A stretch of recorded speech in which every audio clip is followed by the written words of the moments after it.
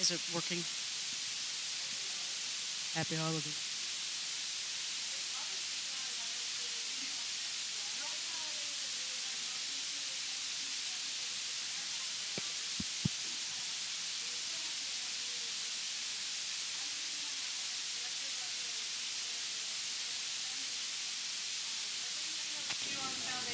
To help support the programs, and thank you for providing that. So your donations, your memberships, your charitable giving is very much appreciated.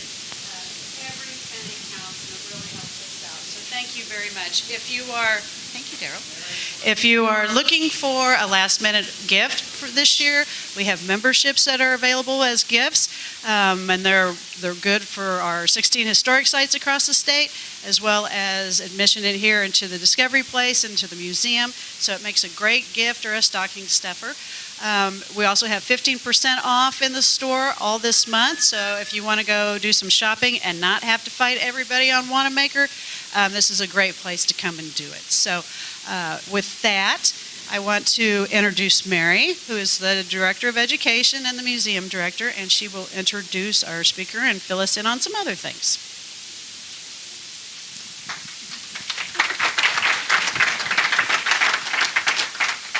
Well, is it working?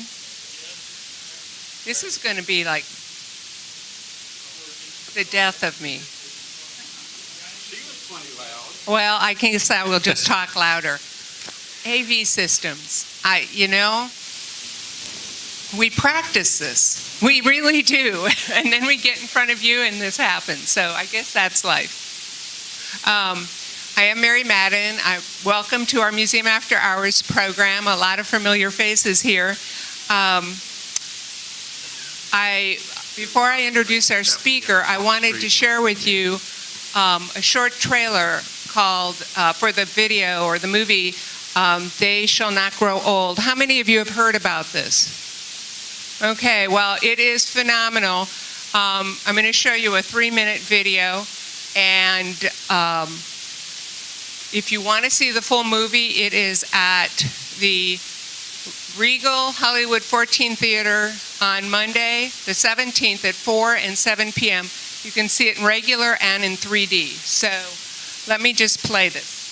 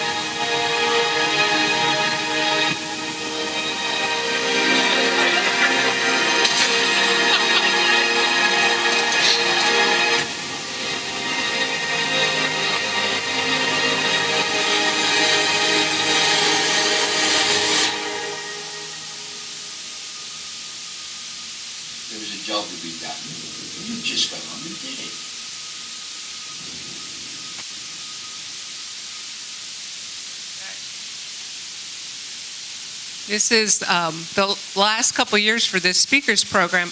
most of our programs are in World War I because it's the 100th anniversary. And Peter Jackson, you know him from The Lord of the Rings. He does really phenomenal things, and he has a ton of money to do them with. So he was able to take this historic footage, colorize it, and not make it all jumpy. So a lot of us are going over at 4 o'clock for the 4 o'clock show, and we hope to see you there. It's at 4 and 7 at the Regal Hollywood 14 up on the hill. And there are plans to show it on the 27th too, but I wouldn't wait. I'd go, or go both times. Okay. Well, that was my big announcement. Also to wish you happy holidays and a Merry Christmas coming up very soon. We have the flyers on the table where Lois is standing for the programs coming up for the next 6 months. So please pick one of those up. There's also flyers for the Lecompton Historic Site. They have a speakers bureau, and those don't conflict with ours. They're on Sunday afternoon, so those flyers are there as well. And our January 11th program is Hidden History of Kansas by Adrian Zink. Think about Adrian Zink, A-Z. His parents were really thinking there. His book is available in our gift shop, too. So let me now introduce Dr. Greg Hospodor. He is one of the wonderful speakers we have from the Command General Staff College at Fort Leavenworth. The title of his program is Mr. Polk's War Experiences in Mexico and the U.S., 1846 to 1848. James K. Polk was our 11th president, and just a one-term president, 1845 to 1849. And during that time, he oversaw the United States annexation of the Republic of Texas, the Oregon Territory, and with the victory in the Mexican-American War, nearly all of the American Southwest. Dr. Hospodor's talk addresses the war experiences of American men and women, both in Mexico and on the home front. The Mexican-American War saw the birth of the modern war correspondent as newspapers rushed to satisfy the public's insatiable desire for the news from the home front. How prescient. However, tensions existed between the real war of those deployed and the vicarious war of those back home, an issue that persists today. So please join me in welcoming Dr. Hospodor. Hey, thank you for that, and thanks for coming out tonight. How can I follow that up? I'm not going to, in 3D, create the Mexican War for you. So if I'm sorry, I'm going to sorely disappoint you. In any case, my main goal for this evening, because the Mexican War, despite us not knowing much about it as a country or remembering it, if Korea is the forgotten war, the U.S.-Mexican War is the forgotten war.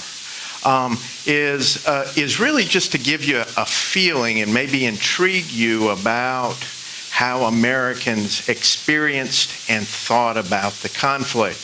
And the way I'm going to do that is I'm going to try to insert a few stories in here to make it a little bit more human.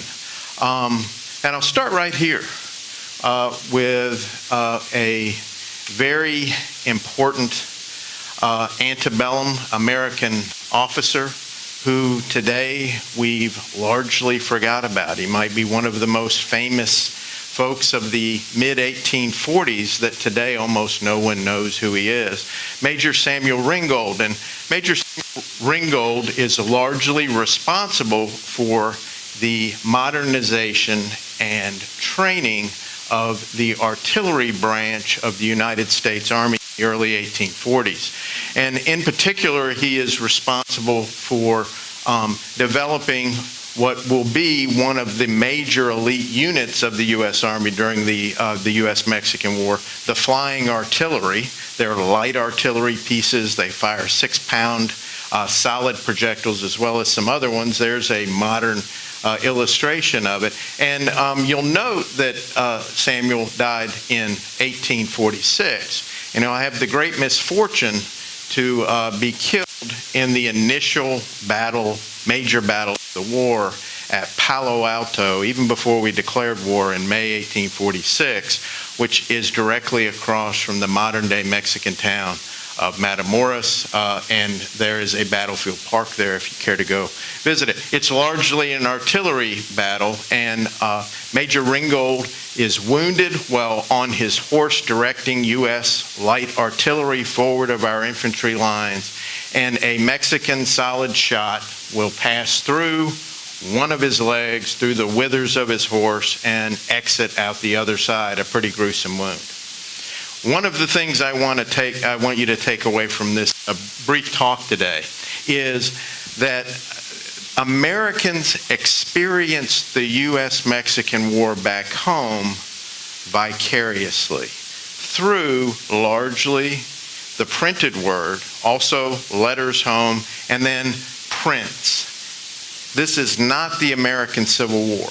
It is in a period when photography is relatively new. I'll show you a few photographs. There aren't the graphic Matthew Brady images from the battlefield. And so we will develop back home, we'll go into the conflict with a perception of what combat is and what service is, and largely that kind of romantic perception, because the war is short, will persist afterwards. And I'll give you an example of that. Samuel Ringgold, by all accounts, lived for 20 hours after this rather ghastly wound. And the newspapers back home will sometimes have, an immense amount of words because Americans wanted to know. They were excited by this war. And they wanted to know how the heroes died. And by all accounts, the only thing that was reported back home is asking about his troops. He just kind of expired. And then images like this will quickly appear. This is a big money proposition, selling the Mexican War because there's and if you look at this, you can see the wound is there, but it's almost like maybe he had one drink too many at a Christmas party you're going to go to tomorrow night, right? So that gets at the point that I really want you to take home is they're not showing back home what's really happening on the battlefield. Now, there are letters from soldiers, but the soldiers understand that the folks back home don't want to know either. And there's kind of this conspiracy to kind of, protect the home front from the image, all right? And I'll show you more images as we move through. And Samuel Ringgold, just to support this idea that this forgotten guy was well known in his time, at least 14 states have towns named after him. Iowa created Ringgold County in 1847, and I don't know, anybody here from Maryland? No? One? Have you ever sung all the way to the fourth verse of Maryland's state anthem? I don't know that anybody does, but Samuel Ringgold's in it, and you can see it right here. I would imagine school children sing this song, they don't know who Samuel Ringgold is either, and probably, don't bother to know. So don't think because we've forgotten about this conflict today that there wasn't immense interest and excitement in the United States over it. What are we going to talk about today?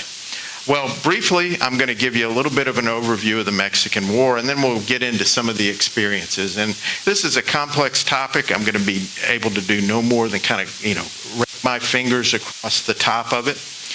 Nevertheless, question time at the end, should you be so inclined. So let's start here.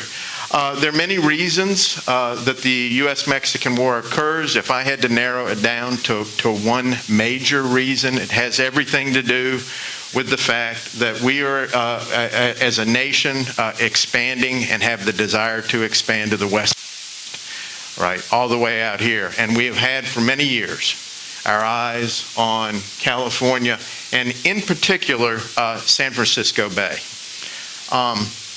These things will kind of come together. A newspaperman named John O'Sullivan will coin the term manifest destiny to kind of describe how many Americans feel, which is that we are a special place, blessed by God to be, the world's torchlight of liberty and freedom.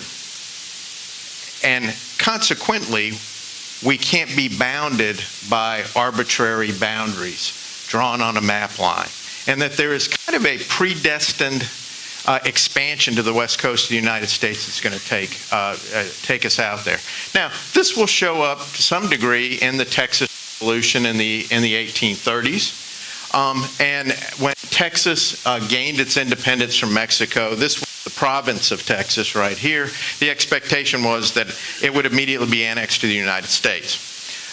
That doesn't happen because Texas, if it comes in, will come in as a slave state. And the national parties at the time are national parties. The issue of slavery is a sectional issue. And anytime this comes up, the parties begin to separate, so it gets swept under the rug. Now, that doesn't mean that the issue of annexation won't come up again, but largely for 10 years, it's rather idle. This character here, James K. Polk, will run essentially on the issue of foreign policy issues. We're going to settle the issue of Texas. We're going to settle the issue of joint occupation of the Oregon Territory, which we had held jointly with Great Britain since the early 1800s, and then acquire California for the United States. Now, the Texas issue is resolved by his predecessor, a guy named John Tyler. So that comes off the board. That leaves Polk with two other issues to solve. One is Oregon. And many of you from high school, I don't know if they still teach it, remember 54-40 or fight? Maybe you don't know what it relates to. But it was, we're getting all of Oregon, all the Oregon Territory, up into what is present-day British Columbia. And that's what we're going for. Instead, a negotiation takes place, and we draw a line, unfortunately, a few miles south of Vancouver, which if he'd held out a little longer, we would have had in the United States. Nevertheless, that issue gets settled. It's important for you to remember that in 1845 and early 1846, most Americans' eyes are on the conflict with Great Britain. Some will begin to talk about a third American Revolution. We think we might fight Great Britain. We're not paying much attention to what's happening further south. And this is what happens once Texas is annexed. There's an army right across the border that's assembled at Fort Jessup in Louisiana under the command of Major General Zachary Taylor. When annexation occurs, that army marches immediately into Texas, and it marches right down here to the river, which is where modern-day Corpus Christi is. And it ostensibly marches down there in order to protect Texas from potential Mexican invasion. Mexico, because we annexed Texas, broke off diplomatic relations. In fact, using the army, it was a form of kind of saber-rattling diplomacy, which it is. The Texans claimed all of this, what's in pink here.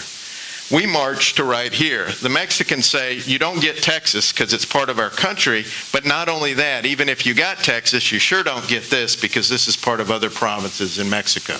Okay? So we send a diplomat further south, a guy named John Slidell, and he offers to buy, he's authorized, I think, to spend up to $30 million to buy this. The Mexicans don't receive him. They don't even talk to him because Mexico is experiencing a highly unstable political situation. And just briefly to relate what's going on there, one Mexican president between the end of the U.S.-Mexican War in 1848 and Mexico's independence in the 1820s serves out their entire term of office of 6 years, and it was the first one. During the U.S.-Mexican War, they'll have several presidents. So, highly unstable situation. One way to be sure to be ushered out of office is to say, I'm going to sell part of our country to the gringos. All right? So, Mexico, most Mexicans at the highest levels of policy making understand they're not going to win this war, that they're going to come off bad. But none of them politically can come out and go, we actually need to find the best possible diplomatic solution. So what happens once Slidell's rejected is that U.S. Army marches down here, and this is where the first battle of the wars will take place. Okay? The strategy for the war in brief, and I'm not going to spend as long on this, is that once the war begins, right here, is to move U.S. troops into northern Mexico to occupy part of it, and then negotiate a settlement for Upper California. In the meantime, of specific significance to Kansas is that Stephen Watts Kearny's Army of the West, along with Alexander Donovan, will march south of here along the Santa Fe Trail on their way. Donovan, of course, will march 3,700 miles out here into this portion of Mexico, and he will go all the way out to help with the Bear Flag Revolt in California to make our occupation of those areas in California a fact on the ground. But for you to think about the military strategy, is this cutting in and out, by the way? Yes. Can I just take it off? Huh? All right, so I have to stand at attention, and somehow working at Fort Leavenworth, maybe I can do that. All right, I'll be careful. I'll keep my head straight. All right, so the strategy here is to use military force to essentially punch the Mexicans in the face and then go, "Are you ready to talk now?" Right? And that doesn't work, which leads to perhaps the most famous campaign of the war, which is a march along Cortez's route, roughly, from Veracruz to Mexico City. So that in essence is the military strategy. For the Mexicans, it is to delay and to attempt to keep the Americans further away from the high ground and to keep them into low ground where they'll get sick and die. Enough said about that. Two images of the folks who marched just south of here along the Santa Fe Trail. Alexander Donovan's from when he joins up and leads a regiment of Missouri Volunteers South. He will be an attorney in Liberty, Missouri.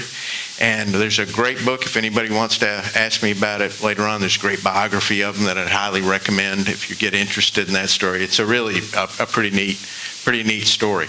In the end of my introduction of this, before we get into the experiences, I just do a little bit by the numbers.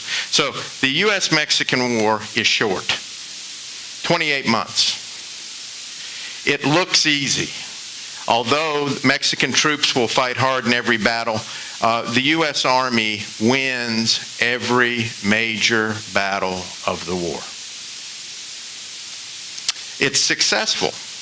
Through negotiation, that is the Treaty of Guadalupe Hidalgo, we gain over 500,000 miles of square miles of Mexican territory. But if you add that disputed area into it, it adds up to about 911 or 914,000 square miles. So in terms of what Polk wanted, he gets everything he set out to get. In other words, in military terms, he reaches his end state. I get the territorial acquisition. One thing we tend to forget, and I like to point this out, is the U.S.-Mexican War is our nation's deadliest war in terms of numbers who served against the number who died. So in terms of total numbers who died, the war is certainly smaller than the Civil War. But for every 1,000 who served in the Mexican War, many of whom never left the United States, 110 died. So for those who joined up, you were more likely to die in the war than not. There are only about 1,700 U.S. combat deaths in the war. The rest primarily are from disease. All right.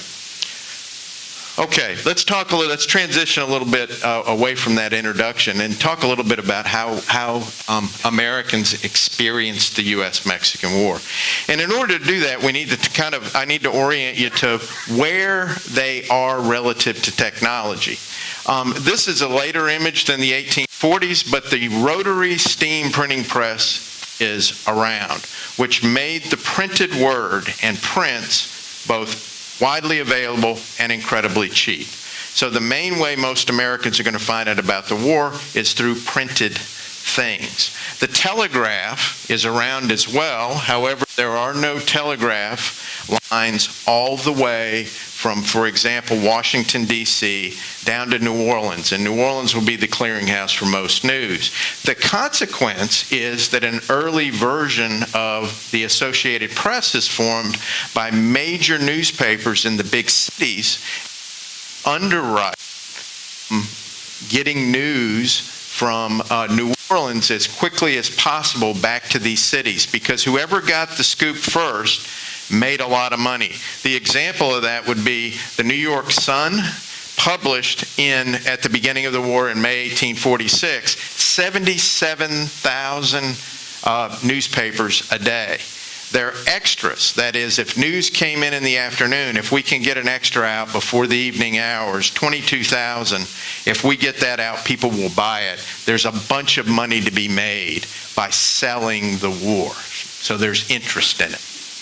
And part of the gap will be bridged by an early version of the Pony Express as well. So this image by George Caleb Bingham kind of depicts what in some ways seems rather naive, like, a rather naive thing, but that's the look. Today, I don't know what you need to do on YouTube to get somebody to react that way, but back then it was a story in a newspaper, all right? But the newspapers cost on average about 3 cents for a daily, 6 cents for a weekly, and cheap books, what today we would call pamphlets, were anywhere from 12 to 25 cents. They can be made easily. There are booksellers in almost every tiny town in the United States. And there are newspapers in almost every town in the United States. And the way they made their copy was there was no copyright law then that anybody paid attention to. So what you did was write the local news and then simply get a major newspapers from elsewhere and then typeset those into your own paper, sometimes without attribution. So the news is getting out and folks are reading it. I mean, this is the social media of its day.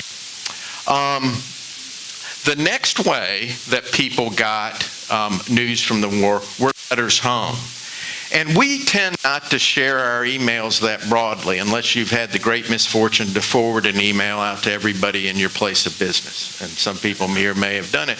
But back then it was typical. If you had a volunteer in Mexico, you got a letter, you passed it around.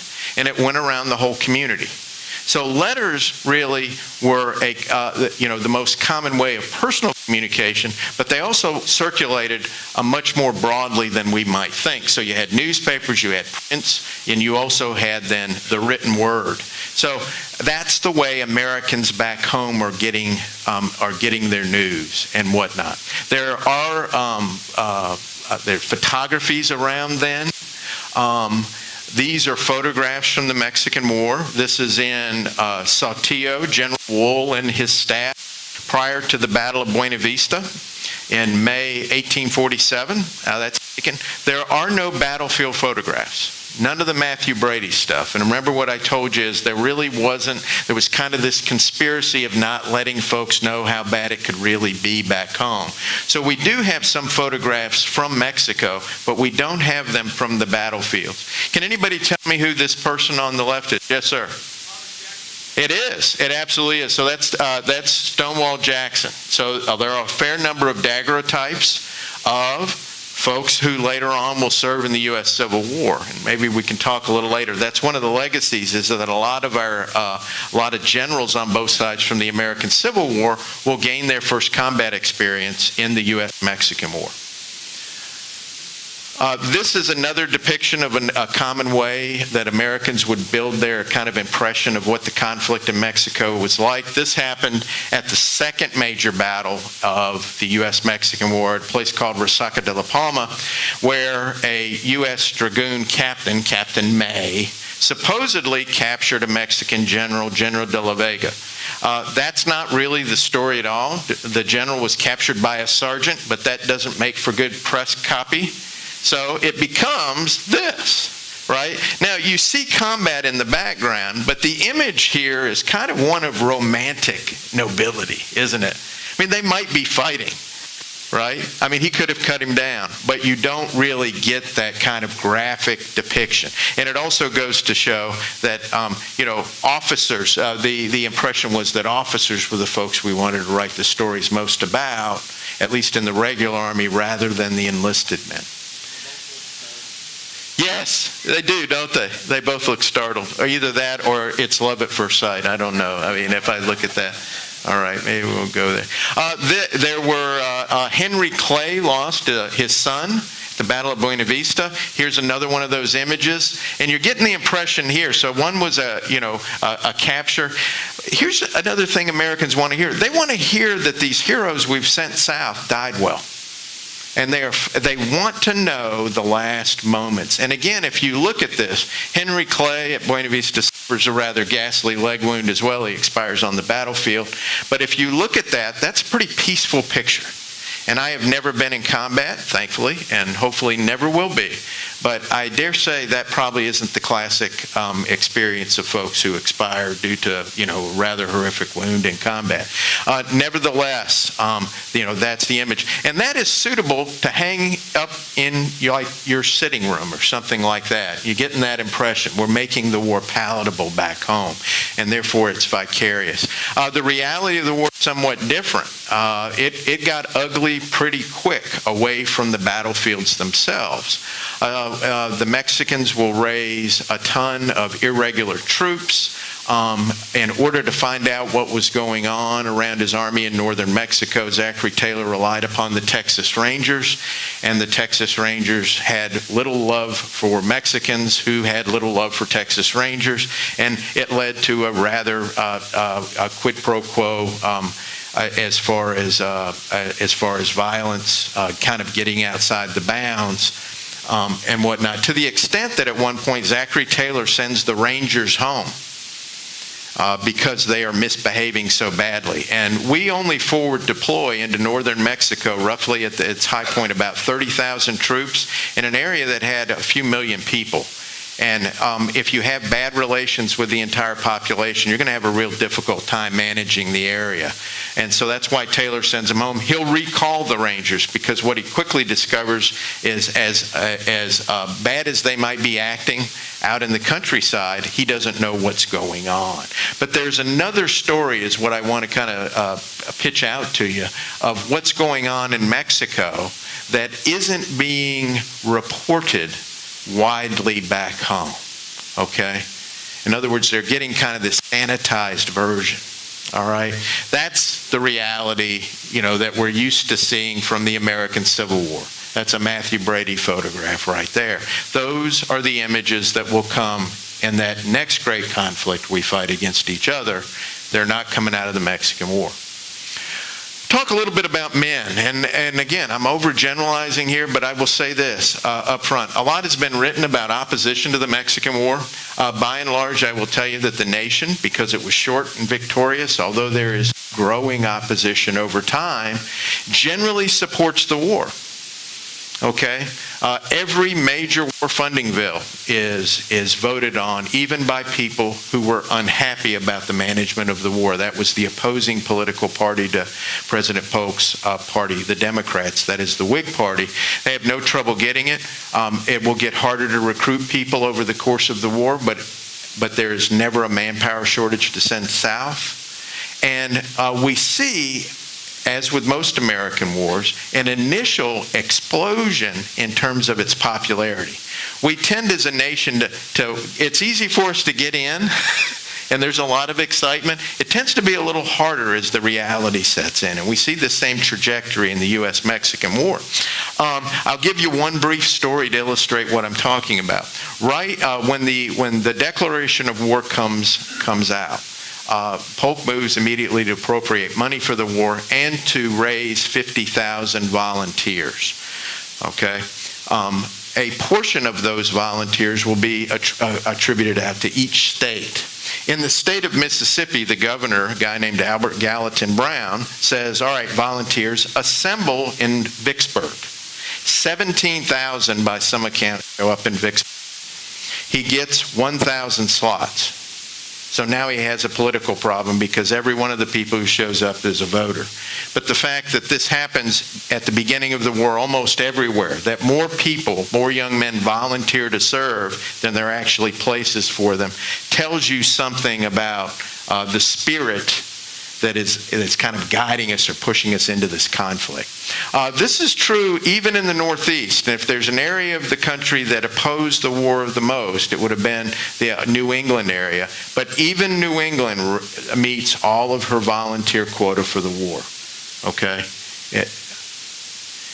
Now, talk a little bit about like the way young men tended to think about the conflict. I think the problem isn't the head turning, it's me moving, isn't it? In any case, the most popular book like of the 1840s was Sir Walter Scott's Ivanhoe. Kind of a romantic depiction of conflict. The fellow next to him, Thomas Carlyle, has written one of the bestsellers of the mid-1840s. It's called On Heroes and the Heroic and Hero Worship in History, or Heroes and the Heroic in History. Kind of one of the original great man history books. That's popular.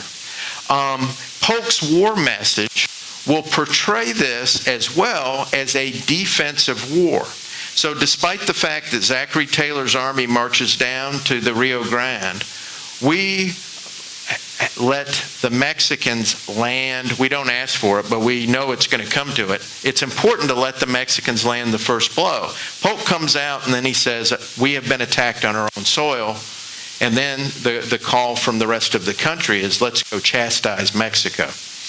And lest you think that, this is a rather romantic tale. That oftentimes will say that it isn't that romantic feelings aren't real. And I'll throw you out an image, maybe a brief story that will illustrate that we should take what folks are writing in their letters. It's just not a way of speaking a little more seriously. You may or may not be aware of the story of the Fiji mermaid. It's at Harvard University now. P.T. Barnum bought it off a sailor. And the question, he did it to make money. And what he did around the Northeast was he took this mermaid, and what he would do is he would get into two major newspapers in a town. He would have one expert say that it was fake and one say that it was real. And then he would sell tickets so you could go decide for yourself. And in the Northeast, everybody got the joke, and P.T. Barnum made a ton of money. And then he sent it to Charleston, South Carolina. Okay? And in South Carolina, he does the same thing, the same drill. Two experts, one says it's real, the other says it isn't. The other fellow now goes, are you calling me a liar? And they almost have duels. I don't know the specific number. Over 10 that we know of, affairs of honor almost happened because somebody said that's a real mermaid and somebody said it isn't. So what I'm saying is there are cultural differences in the country, right, that make a difference in the perception of the war. And so that if we have folks think in some ways they are reprising, the main character in Ivanhoe, then maybe we ought to take their word for it, that that's in their mind at least motivating them to join up. All right? This fellow is Ulysses S. Grant, graduate in 1843 of West Point. He will serve in the U.S.-Mexican War. Most often when we talk about opposition to the war, we look at Ulysses S. Grant, and Grant later in his memoirs will write that this was an unholy war, and had he had moral courage, he would have resigned. Having read Grant's letters, he never once said anything about being opposed to the war in his letters home. He may have thought that. I can't, who am I to say? He wrote it in his memoirs 20 years later that that's not true. In the conflict itself, he is like many other young American men. He went down there to fight. He is in the 4th Infantry Regiment. He gets assigned to be a quartermaster. That is, his job is to supply people, not to fight people. It is to make sure that you have the things you need to be able to fight.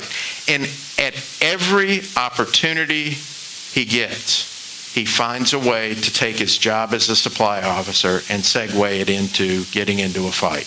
He does it at the Battle of Monterey, where later in the conflict, on the first day, he will mount a horse and ride, leading some troops in an assault on Mexican fortifications. He will do the same thing in the final march into Mexico City through the Baleen Gate. He will find a role as a supply officer. Current U.S. Army doctrine is not that the supply officers lead the charge against the enemy. So what I'm going to say to you about it is, Grant's actions don't manifest what he said later. And so our perceptions of this conflict are largely colored by the American Civil War. And the party that won the White House, Grant's party, the Republican Party, looked at that and said that land was for slavery, and that issue caused the American Civil War. Therefore, the war was unjust, and that kind of filters in. So we have a big period when no one's writing about the U.S.-Mexican War anymore. Okay?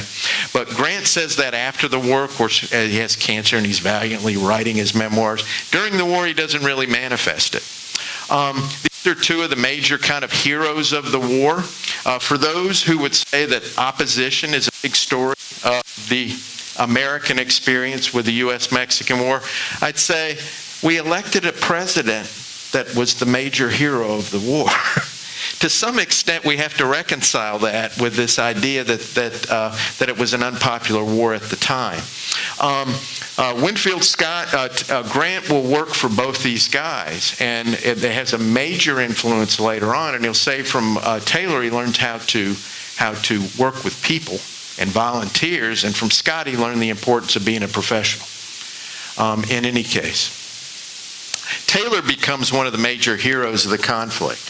Now, again, going back to this theme that we've kind of got some of the facts right, but we're not telling the real story.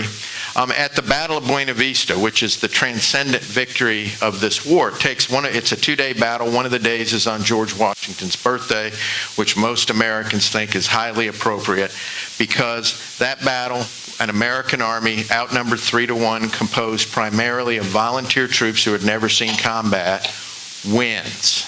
And it's led by Zachary Taylor, who had a really cool nickname gained in one of the Seminole Wars called Rough and Ready.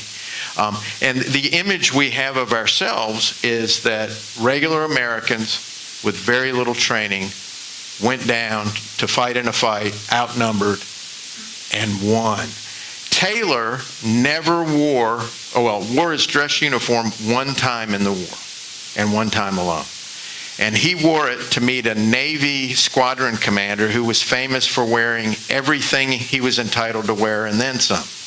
And they were meeting as Commodore Connor. So interestingly, Taylor says, okay, I want to get along with the Navy, so I'm going to wear my dress uniform. He puts it on. Connor, knowing that Taylor, this is what he wore, a pair of dirty white pants, a blue shirt, and a straw hat. As a general, that's what he wore around. Okay? He shows up in civilian clothes, and by all accounts, they have a very embarrassed meeting, at which point Taylor turns to his aide, Bliss, and he says, put that back in that trunk and don't take it out for the rest of this conflict, okay? How's he dressed here, though? You see what I'm talking about? Because that's the way a general's supposed to look on the Ivanhoe, or whatever, right? He said at the battlefield, telling Braxton Bragg, later a Civil War general, a little more grape, Captain Bragg. Grape shot being, he was an artillery commander. Taylor was famous for using more earthy words than that. But again, in keeping with our theme here of the vicarious war, you don't put cuss words on a print over the family dining room table. Instead, what you put is a little more grape, Captain Bragg. Okay? All right. And it gets printed on whiskey bottles. I'll just throw that out. These are from later when he's running. This one has a little more grape Captain Bragg on it. And General Taylor never surrenders on the other side. So, this image he comes out of the war with will make him a president.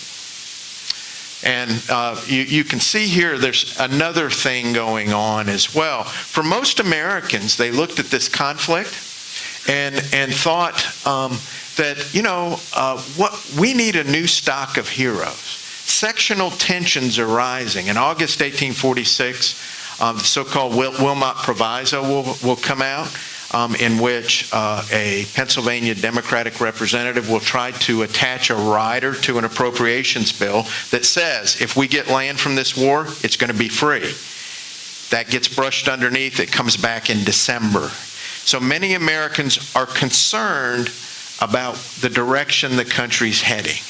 Maybe we have some of those concerns, and I'm not being political today, but there's a tension in America today. And in this, we went, boy, wasn't there a time when we had people who put themselves above party?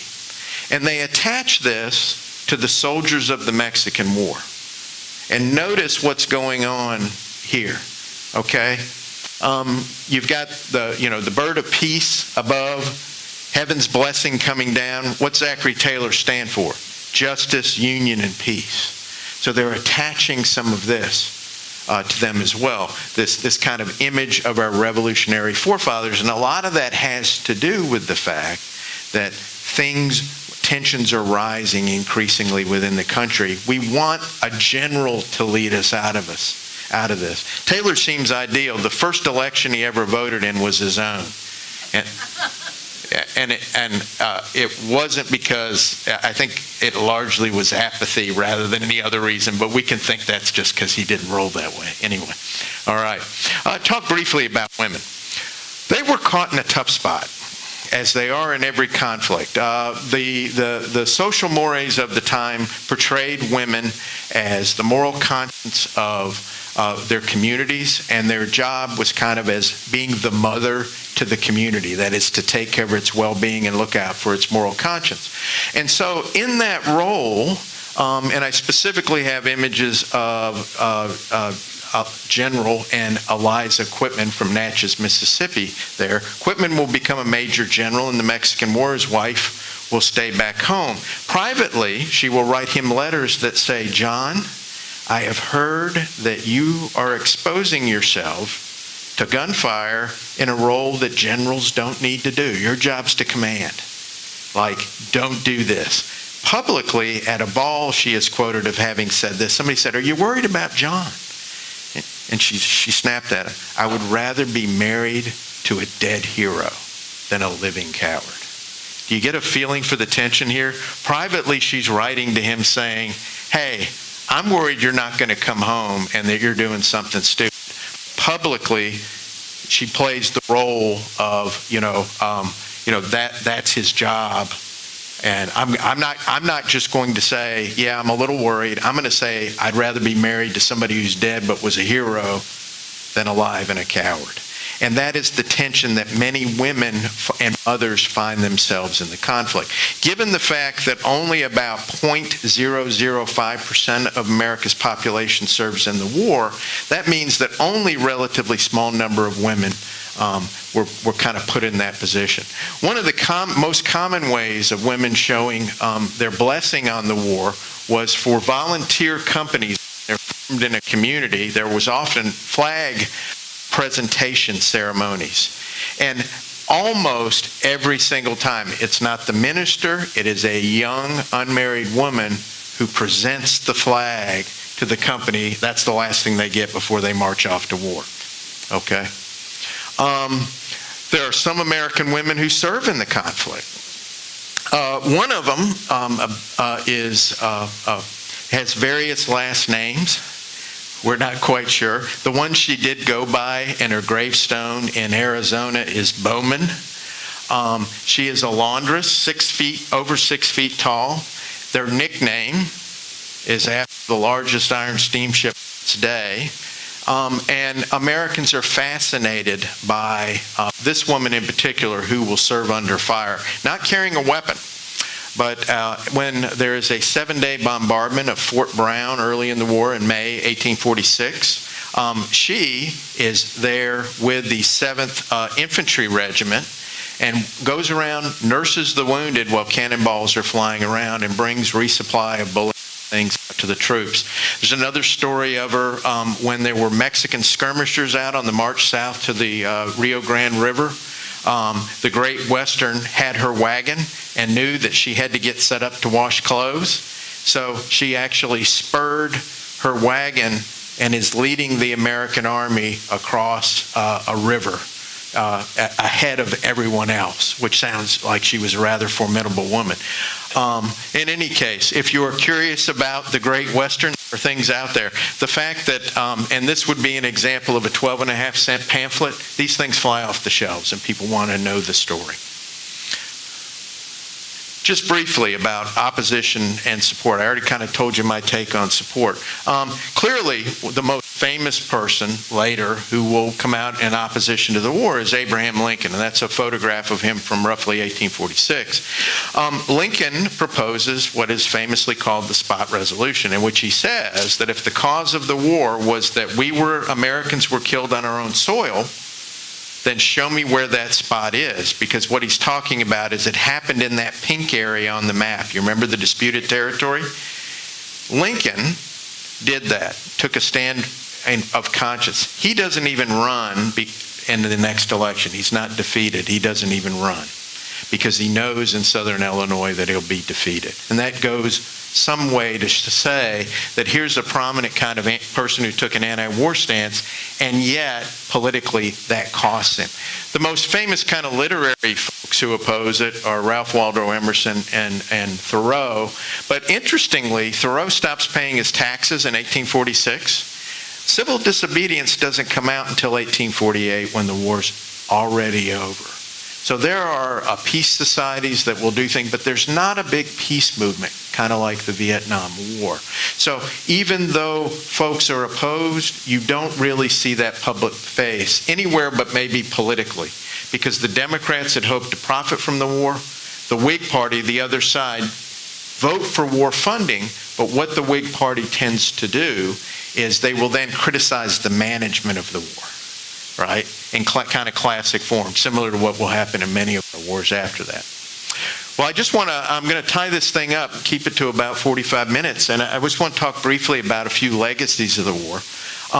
One of them that is particularly baneful, and we don't often think about, is because it was so short, and because we got everything we asked, 911,000 square miles of territory, that many Americans believed that wars were easy and great ways to solve intractable problems. Somebody won't negotiate with you. Let's fight a war. Is this reminding anybody maybe of 1861? And I would say to you that this Mexican War experience and this kind of conspiracy of not letting people know what war's really like contributes in no small way to the willingness of politicians and young people on both sides of the American Civil War to march off in 1861 as quickly as they did. And that is one legacy of the U.S.-Mexican War. The other are, if there's a leadership, all right, let's just go one. A leadership legacy. That's Robert E. Lee, roughly about 1850. He emerges in the U.S. Army as one of, he has a sterling reputation in the beginning. He will come out of it having performed superbly. Consequently, largely, it accounts for why he will be invited to command the U.S. Army before he decides to go to Virginia, with Virginia in the U.S. Civil War. That is another picture of Ulysses S. Grant. Behind him is his horse, Andy. And so what we've got are Civil War generals. Almost all of the higher command in the U.S. Civil War will have served in the Mexican War, and that's another legacy. And they taste combat there. One negative consequence of this is that tactics and weapon systems have changed. The consequence is the mass casualties you see at battles like September 1862 at Antietam are in part due to the fact that we are fighting the same way we fought in the Mexican War, but weapon systems and then density of troops have changed. Consequently, they're going to be high casualties before we adapt and change. So maybe a negative one.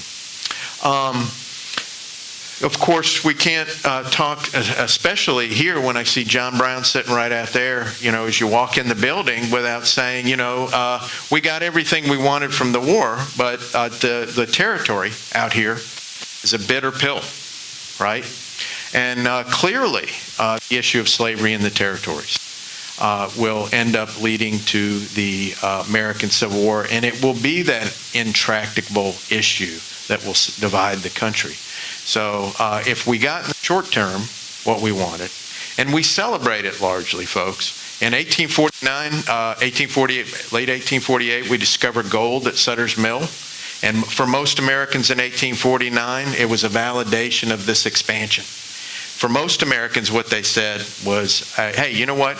This shows that God's on our side. He hid that gold from the Mexicans. That's exactly what we're saying. Okay? That's exactly what we're saying. We're not saying that in 1861. Okay? A little different. All right. Finally, I would ask you to remember that we may have forgotten the U.S.-Mexican War, but Mexico hasn't. This painting is of the occupation of the National Plaza, where we administered the occupied portion of central Mexico in 1847. That's the U.S. Army marching in.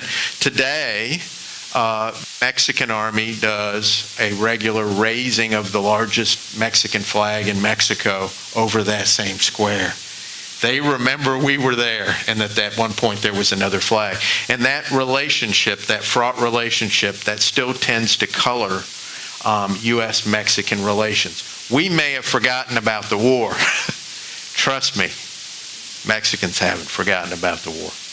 And finally, I'll give you one last example of that. That is Chapultepec Castle.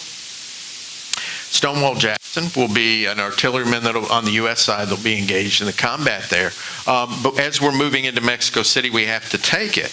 One of the Mexico has heroes that emerges from this war as well, and 6 of them were 6 cadets. And so the story goes, threw themselves out of the windows of the castle, some wrapped in Mexican flags, so that they wouldn't give them to the Americans rather than be captured. And this is the monument in Mexico City to them today. Okay? The least visited U.S. cemetery in the National Battlefield Cemetery system, which includes places like Omaha Beach, right? The one there at Colville-sur-Mer. There is a U.S. battlefield cemetery in Mexico City. It doesn't appear on any maps. It doesn't. There are memorial services there every year. It's not advertised. If you go to Mexico City, you can find out, but you'll have to get on the website before you go. But it's maintained. It is, and the fact that it isn't advertised says something about what I'm getting after with that. Well, in any case, I hope I have whetted your appetite a little bit about the Mexican War, give you a little bit of a feeling for how Americans experienced it both in Mexico and whatnot, and then, for its trajectory. And I am going to finish this second. Anybody have any questions? I'm going to ask that if people have questions, that I get to you with the microphone so everyone can hear, and we have one right here. Yeah, and let me say this. This is Kansas, it's the Midwest, we're polite here. If you got places to be, usually these go about an hour with the introduction and everything. If you need to walk out, I'm not going to chase you down. Okay? So feel free. Yeah. Was there not an Irish regiment or something that decided to go over to the other side? There was. There were Irish Catholics. There's a movie, I think it's, what's his last name? Sam Berenger plays Riley. One man's hero. One of the most famous regiments of the war, the San Patricios. The Mexicans still honor them as heroes today. The composition of the enlisted force of the U.S. Army in the 1840s were largely whoever you could get off a boat that was stupid enough to sign up. And a lot of Irishmen signed up. It was a job. And many of them have an issue with shooting at co-religionists because Mexico is an Irish Catholic country. And many of them as well have an issue with, once it hits them, is this about land? I think kind of like, I know some people at a place that have some imperialists there. So they have an issue with that. So there's a desertion issue, and they will become one of the better units in the Mexican army. Most of them are captured in the battles to get into Mexico City. When they are put summarily on trial, branded with a D, and when Chapultepec Castle is taken, they have been lined up on horses, and when the U.S. flag goes up, that's when they're hung. So it doesn't turn out very well at all for most of the San Patricios, but there are some of that. And that's kind of one of the little lanes that still intrigues people. There are 2 things that I often get asked about, that and the Mormon Battalion. And there was a Mormon battalion that will fight out west and follow into California as well. And I often will get asked about those two things. So, yes. Wait. Talk right into the microphone. Did the Mormons desert? The Mormons did not desert. In fact, they are part of the here's what happened. First of all, many of you will be aware with that there were troublesome relations in the 1840s for Mormons a little to the east of here, right? And it leads consequently to a move out west. One of the worries is when the United States takes this, what's that going to do to this relationship? Okay? Mormons will then volunteer for a battalion that will go in as part of the support troops into California. And they will make a spectacularly difficult march across incredibly mountainous terrain to do that. And if you read about what they did, but in many ways this is kind of a negotiating card for joining the future United States. What's particularly interesting is that Alexander Donovan defended Mormons in Missouri when that was a dangerous thing to do. The consequence is later on after the Mexican War, when he visits Salt Lake City, they'll hold a parade for him. And Donovan, of course, is in charge of the Missouri Volunteers who march further south. But they don't desert, no. A couple of things. Does Old Sacramento mean anything to you? No, sir. Should it? I'm sure we'll find out. Well, my great-great-great-grandfather Yes, sir. brought back a Mexican cannon to Lexington, Missouri, named Old Sacramento, and I thought that, and it had a particular chime to it because of the silver content. Yeah. But since then, I've heard of several Old Sacramentos. One of them's over here in Lawrence at the museum, and I just wondered how many Old Sacramento named cannons there were from. I mean, there are a lot of spare artillery pieces laying around the United States from that conflict. There were two in front of the archives in Mississippi. I run into them periodically. What's interesting about the equipage of the Mexican army at the time is most of their equipment have interesting stories. The standard Mexican soldier during the war is armed with a surplus, well-used British Brown Bess. So it is possible that Mexicans are shooting smoothbore muskets that were used in the War of 1812 and in the American Revolution at us when we're fighting at Palo Alto. So that artillery piece may have been cast in Mexico, or it may have been captured from the French, or it may have been bought during there. Suppose it made out of Mexican Silver. church bells with silver content. The other question, the Chicago Cubs won the World Series a couple of years ago, 1908. I remember reading at the time something that surprised me in the paper, what went on in 1908, the last time they'd won the World Series. One, KU Jayhawks were undefeated in football, 8-0. The other was that California and Kansas had each 10 representatives in Washington, D.C., which means to me in the 1900 census, Yes. their populations are about the same. That really surprised me. Yeah, I mean, one of the reasons, the issue of the territory that's added, largely it is not densely occupied. And I'll give you another example, even when we talk about the Oregon Territory. We jointly occupied it due to treaty with Great Britain. By the time the treaty is negotiated, there's something like 30,000 more Americans in the Oregon Territory than there are British citizens, which kind of means there's a fact of occupation on the ground. This is kind of what's happening in California, that North Americans, they're not waiting to be asked. There aren't, there isn't a border wall. We're just going, and have been. And the population centers of Mexico are still roughly what they were back then. Mexico City, the lower lying land on both the eastern and western coast. California is not densely occupied at all. It'll be easy then to integrate it into the United States.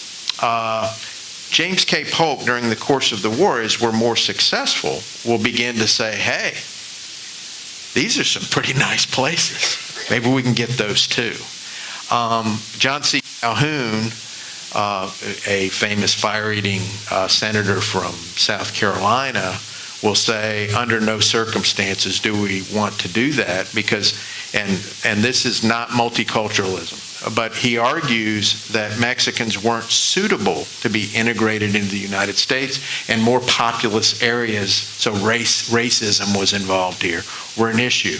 Whereas he was okay, because of the low density of population you're referring to, with, the modern day states of New Mexico, Arizona, Colorado, and whatnot. So there weren't a whole lot of people living out west, which makes that integration a little easier. Now, nobody's talking about the Native Americans. They're there, of course, as well. Okay. Yeah, in that last map that you showed. Yes, sir. Where was the Gadsden Purchase? And that, Oh, yeah. that may have occurred a little bit later, but. Yeah. There's a river here called I'm not sure if it's pronounced Gila. There we go. If you've been, yeah, Gila. Right here. And that is what we negotiate as the southern boundary. The Gadsden Purchase takes place in, I think, roughly years 1850. And the reason is we send survey teams out. And at that time, there's a competition for the Transcontinental Railroad. And Southern political interests want to see one that goes here, and this is the route that indeed later on it'll take. So they go down and then buy it. And I don't remember the exact price, but I mean, if we got a bargain basement deal for all of this, about $15 million. Right? Now, there's a little more on top of that. We assume damage claims that Mexicans have. We also pay off American damage claims against Mexico, right? This costs almost as much as all of this in order to get that.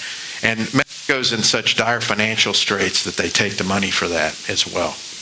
Yeah, and I haven't explored that portion down there, but that's the reason. It was to get that key terrain to build a rail line through. Yes? Were there political officers as there were in the Civil War? And a second question, you mentioned in one battle they were opposed virtually 3-1. Was that pretty much that, approximately 1 million soldiers opposing American forces then? Oh, okay. I can talk briefly about that. Political generals are a problem. I mean, we could even argue up to today, even though we have a professional officer corps. Some play politics. Back then, they just are. Polk will appoint a ton of politicians to major general positions. The worst is probably a cat named Gideon Pillow, who will, at the Battle of Cerro Gordo, order a frontal assault when he was really supposed to stand there to hold the Mexicans' attention out of gunfire range. So there are a bunch of political generals in the war. The best book, if you're curious about that interrelationship, is by a guy named Richard Bruce Winders, called Mr. Polk's Army. He's the historian down at the Alamo, but he takes you into the regiments. He can tell you the regimental histories of all those, and he does a really good job talking about how politics informed, much the same way the Civil War. Right? I need a region on there. So what President Polk wants to do is make his own heroes, but he wants them all to be Democrats. Zachary Taylor and Winfield Scott are both Whigs. He has a problem with that. I need some others, so let me send them down. He tried to get Thomas Hart Benton made a lieutenant general. And that didn't make it out of Congress, thankfully, because he had no military experience to speak of, not to be a lieutenant general. Being outnumbered, we fought outnumbered in almost every single battle of the war. 3-1's a little extreme. There are about 18,000 Mexican soldiers Santa Anna's been able to get just south of Saltillo in a pass that we call Buena Vista. The Mexicans call the battle Angostura. That happens largely because Santa Anna was reading our mail, and he knew that most of our most experienced troops had been sent to join Winfield Scott for another invasion. But in almost every battle of the war, we're outnumbered at least 1.5 to 1. often it can be as high as 2 to 1. And the telling thing in the conflict is junior level leadership of people like Ulysses S. Grant and Thomas Jonathan Jackson and Braxton Bragg and George, the litany of Civil War generals, those cats usually are down there at the people level, like I am talking with you, going, let's get this done. And that lower level leadership tends to be one of the things that separates the U.S. Army vice the method of lower level in the Mexican Army.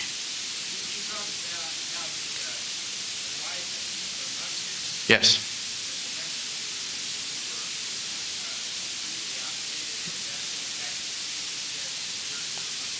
Oh, absolutely. So the question was about the relative discrepancy between the quality of the weapons that each side had, and that absolutely played a role in the fight.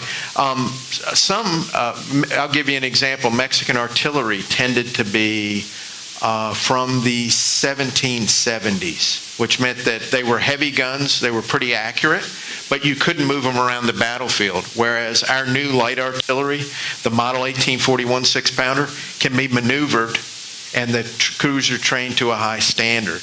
That would be one example. The Brown Besses sometimes broke. They were well used, which made it's a smoothbore musket, so that means the musket ball rattles down the bore. It made a highly inaccurate weapon system, even more inaccurate. They do have some rifles. It's the famous British Baker rifle that if you've read any of the Sharps rifle series. But some of these are veterans of, they're surplus rifles from the British Army from the Napoleonic Wars.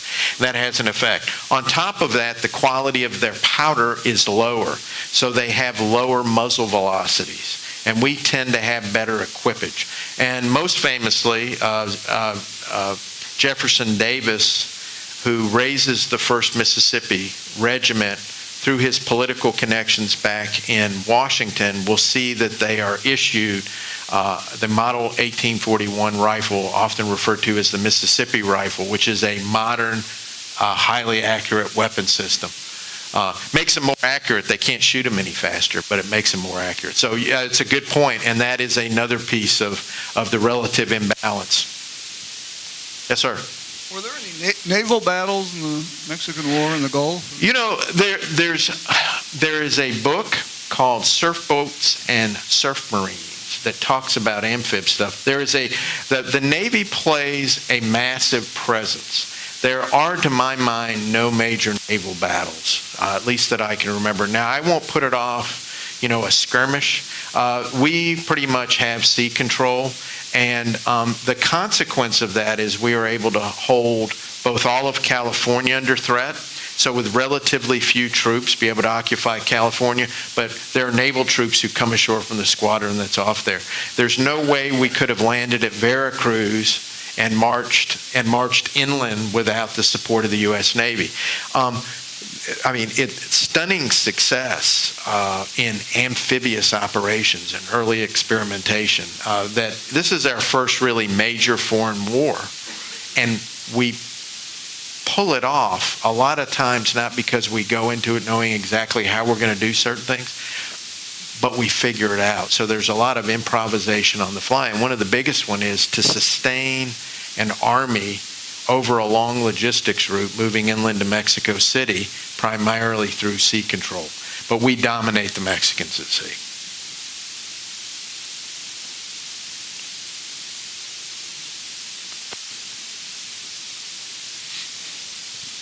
Was there much censorship of the newspapers or reporters during the war? Interesting. No, and there is none.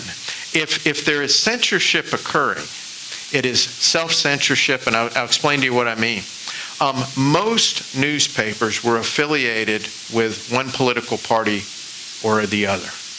Okay, so Democratic newspapers tended to have stories that cut the president's policy in a better light than Whig newspapers. There were some independent ones. The Niles National Register, for example, out of Baltimore is one of those. There are others that do that. Some of them in New York City are, but most of them, if there's censorship in anything, and it can't, but there isn't you can't tell the story.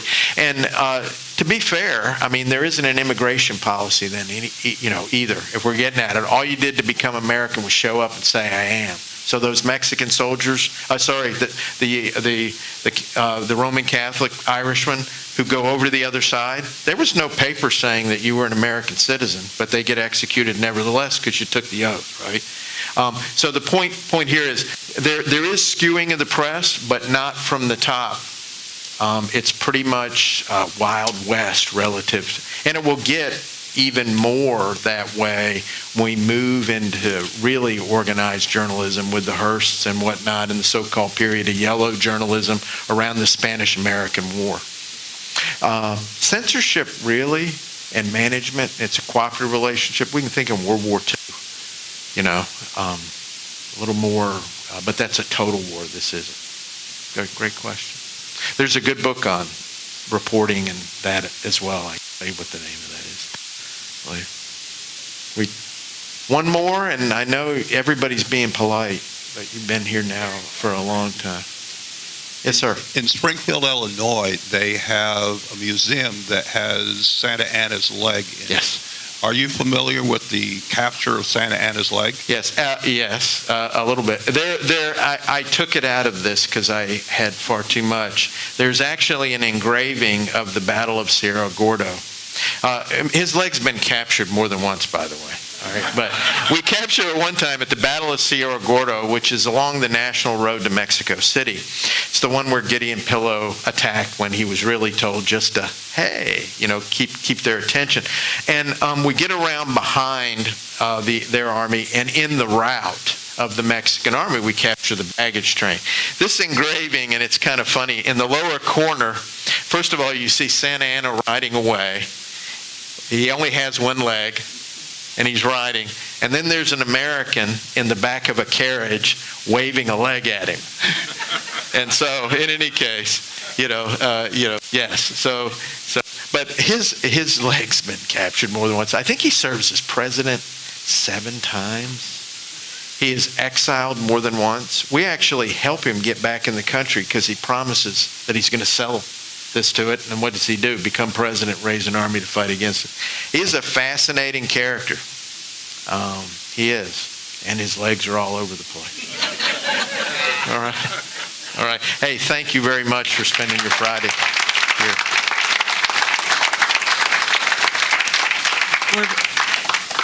We're very fortunate to have the Command General Staff College provide us with such quality speakers every month, and we're so pleased. And I do want to hear the whole story about how he lost his leg sometime. I think we'll have you back to tell the whole Santa Anna story sometime. But have a very happy holidays, safe holidays, and please come back January 11th.